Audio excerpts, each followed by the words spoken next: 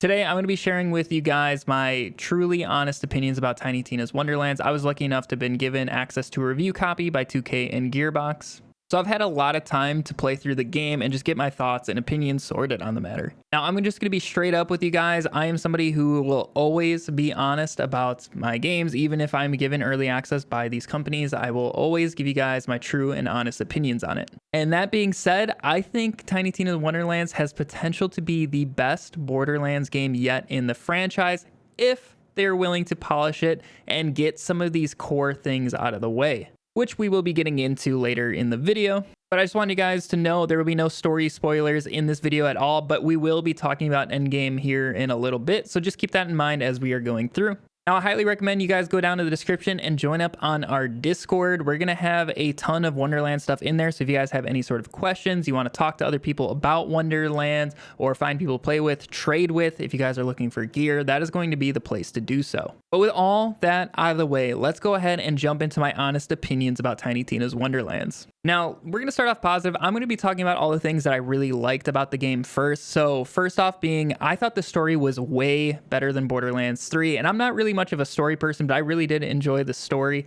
I know a lot of you guys really did not like Borderlands 3's story, so I think you guys will enjoy this one much, much more. Also, I think the story is in a good length. On my second character, I was able to finish anywhere in that like 8 to 12 hour range. It's going to depend on you as a player, but the amount of side stuff to do is crazy. And obviously, that's completely optional. If you just want to run through the main story and get to endgame, you can do that. But if you want to explore, there is so much to explore. And these maps are gorgeous. These are some of the best maps they've ever designed in Borderlands. They all feel unique. They all look amazing. So you're really going to enjoy your time exploring them. Now, there is no like true Vault Hunter mode or anything past like that first playthrough. It is just going to be that first one and that's it. There are 3 difficulties you can pick from: relaxed, balanced, and intensity. In my opinion, I think this is a great thing. I personally hated running through the same exact story multiple times. I think it's just great to do it once on a difficulty of your choosing and just enjoy it for that first time and then get to the end game. And if you want to do it again, go ahead and make another character, because there's so much to do with the multi-classing system in this game.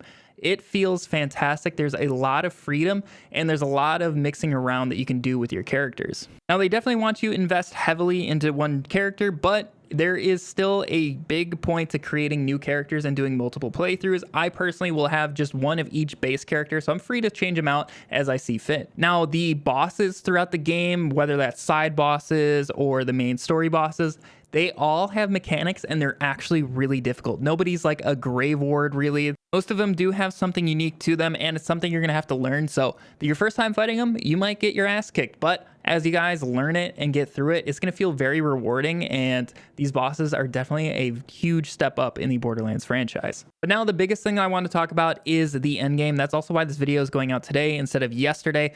Like you guys saw a lot of review videos going out just because we couldn't really talk about the endgame, and to me on this channel, that's going to be one of the things we're focusing on. So I really did want to make sure I could talk to you guys about it and share my overall thoughts on it. So the endgame is called Chaos Chamber, and I just want to say out of the gate, it is amazing. It is by far the best endgame a Borderlands game has launched with, like by far. I would put it right up there with like Malawan Takedown in terms of quality, and there's still a lot of tuning that they can do for it, which we will get to a little bit later, but I just want to keep talking about the pros of Chaos Chamber right now. So every single run you guys do will be completely different. There are like 60 something different rooms you can go through that are all random, and there's different routes you can take, and there's also a ton of secrets to it as well. I highly recommend you guys explore your first times going through. Look for the different things around the map. There, you'll never know what you're going to find, and I really do think you're going to enjoy finding these different secrets in the maps. Now, the progression system tied to Chaos Chamber as you guys are moving up your chaos tiers actually feels really good. It is earned. It's not like the Mayhem system in Borderlands 3 where you just set it to whatever you want. You are going to have to work your way all the way up to challenge tier 20. But the awesome part is it's not like every chaos tier you guys are going to be farming new gear. At Chaos 20, you can use no chaos gear, stuff that you just got at like the end of the story at whatever max level you're at, and that will work perfectly fine for Chaos 20. But the awesome part is you unlock the different chaos tier loot. So you're going to find chaotics, and then once you're at Chaos 20, you're going to find volatile weapons. Now, these are just extra bonuses to make your guys' runs easier, but like I said, they are not necessary for beating Chaos 20. Every step up in the chaos tier feels just a little bit harder than the last, so you guys can gauge where your build is sitting at, and there's really no big jumps that you have to deal with. It's not like you're beating chaos 6, and then once you go to 7, you guys are just getting your ass kicked. It will be just a hair step up. You'll know when your build's limits are coming too. Also, the chaos chamber incentivizes co-op play. You guys can get way more crystals. Also, the matchmaking inside of there worked perfectly fine. The only slight issues I had was playing with somebody who was in the UK, and they also have really bad internet as well. And even then, I could still play with them. There was just sometimes things would get a little wonky, but that was really the only issues I had. Playing with anybody else in the US, I never really had any sort of issue with the matchmaking. And the rewards at the end of Chaos Chamber are going to be how you are farming pretty much all of your gear, at least all of your endgame gear, and you can optimize it so you can gain even more rewards and also do it quicker. So there's a lot that can be done for your rewards in terms of chaos. Now there is an option to do a featured run, which is basically a curated chaos chamber with the same rooms and choices every single time you play it. So if you guys want to test something, that's going to be a great one to do. And also it sets up a ton of opportunities for community challenges. But I did just want to go back to the secrets inside the chaos chamber. Please, please, please look around. If you guys are interested in a lot of cool things, look around, figure out what the chaos chamber has to offer. There's a ton to discover. Which if in a few days you guys can't figure out, I will have a guide here on the channel showing you guys off all the main secrets that you guys are gonna be looking for in there. But like every game, nothing is perfect. So I do want to just talk about the things I really did not like in Wonderlands. Most of them are pretty minor, but there are two major things that really are hurting the game for me. And it's two things that like Gearbox should have learned from in the past. I don't know how they are in this game, but let's go ahead and jump into it. First off being with the Chaos Chamber, because we were just talking about it, and the curse system inside of it. So the curse system, basically, when you run your first room, you have to choose between two curses. And then otherwise, as you're going through the different rooms, you have an option to go to a curse room where you're going to pick between two curses, but you're going to get more rewards for picking them up and the different difficulties. So basically what these are mayhem modifiers from Borderlands 3. They're basically copy and pasted from Borderlands 3, and they just completely ruin the experience if you get the wrong ones. So returning favorites are like the floor is lava, also personal space, where the close enemies to you will attach an elemental tether, and all of these things hurt you so much. Enemies will spawn on you, and before you can even think, you are downed because of like these elemental beams. And there's also like roguelite. All of these different terrible modifiers are still back in this game, and I just cannot fathom how they have returned. Gearbox is really going to need to rework some of these terrible modifiers. Some of them are fun, like Loot Explosion is still in there, so you guys can get a lot more loot as you're running through it if you happen to get lucky and get that modifier. But sometimes if you're going for that, you can get roguelite and then like the personal space modifier, and you have to pick between those two. You can't do anything else. You have to take them or just quit your run and start over. If you're having a really good run in the Chaos Chamber, you can easily have it ruined if you decide to go to the curse room, or say one of your teammates pulls you there and you guys had no idea. But otherwise, other minor complaints I have about the Chaos Chamber is enemies deal a ton of damage. It seems like they're still balancing us around having lifesteal, which is not a thing here in Wonderlands. Also, I do wish with the trials to move up a chaos tier. I wish they were completely curated. There's still choices you can have in there.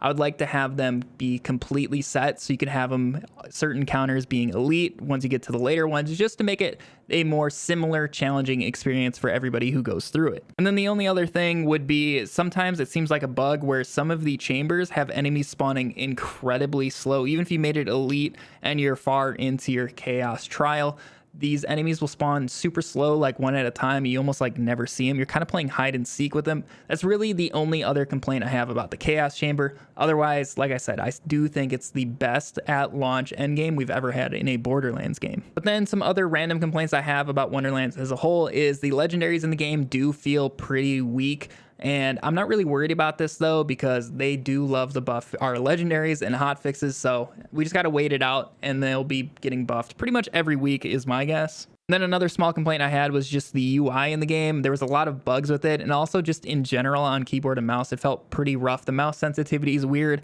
Moving around the map is weird. It definitely seems all catered to controllers. But now let's go ahead and get on to my second big complaint about Wonderlands, and something that really needs to change. And that is going to be revolving around our enchantment rerolls. Now, enchantments are basically our anointments of this game, and they do get pretty powerful, so they are going to be necessary, but that's not really my complaint that I have with them.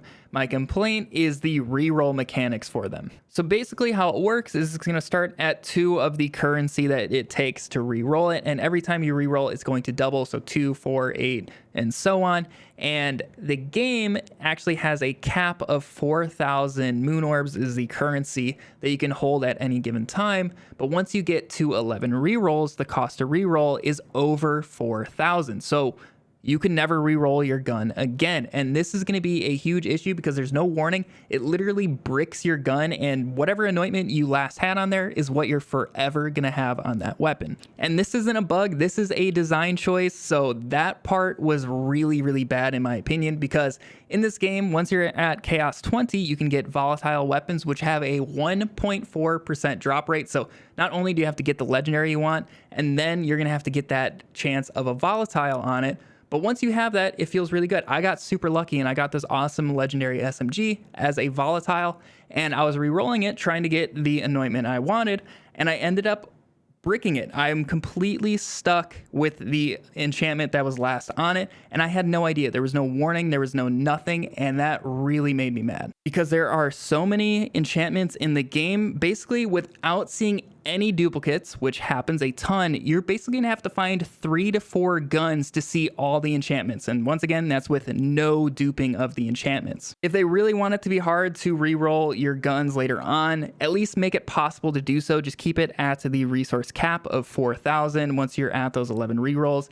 But even then, still doesn't need to be that high. Just give us some way to reroll our guns after that 11 reroll. I will say the fact that this made it into the game and is an intended thing, it just absolutely blows my mind. Now, a lot of us who did play early really made sure that this is something that they need to change, so we're gonna have to wait and see what they do. But yeah, overall, I really do believe Wonderlands can be the best in the franchise if they're willing to listen to the community and change some of these core design aspects that they really wanted to have, but the community really does not want to have. All the negatives that I listed, I can live with that. Really, just those Chaos Chamber curses and the enchantment rerolls really need to be fixed because they are heavily weighing down the game. Yeah, we already know that they're going to be doing a ton of updates for this game, so if you want a fully polished game, I would maybe wait like a month or so, but if you can deal with all of the negatives that I listed, I highly recommend jumping into the game. It is seriously some of the most fun I've had in a Borderlands game in so long. Also playing with friends, like I said, going back to co-op in the Chaos Chamber, it was a blast playing co-op with my friends again in Borderlands. The amount of time you can sink into this game is seriously unreal with all of the side stuff, all the different builds you can do with the multi-classing, and it is just ridiculous how much you can do in this game. But yeah, like I said at the start of the video, I just wanted to give it to you guys straight up, all my thoughts and opinions on the strengths and weaknesses of Wonderlands. But yeah, if you guys are going to be jumping into Wonderlands at launch and you guys are interested in content, make sure you are subscribed to the channel. We're going to have a ton of guides, builds, all that sort of stuff on the way here very shortly. Yeah, hopefully you enjoyed this honest review, and I'll catch you guys all in the next video. See ya.